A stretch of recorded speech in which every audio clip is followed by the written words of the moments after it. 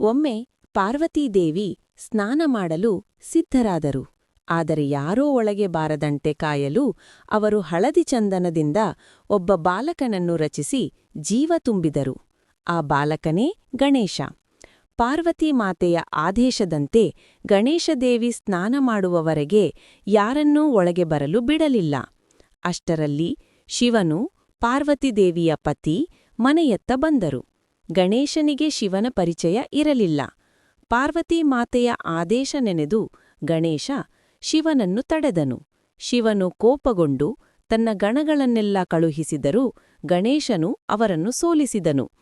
ಕೊನೆಗೆ ಶಿವನು ತಾನು ಕೋಪದಿಂದ ತನ್ನ ತ್ರಿಶೂಲವನ್ನು ಎಸೆದು ಗಣೇಶನ ತಲೆಯನ್ನು ಕತ್ತರಿಸಿದರು.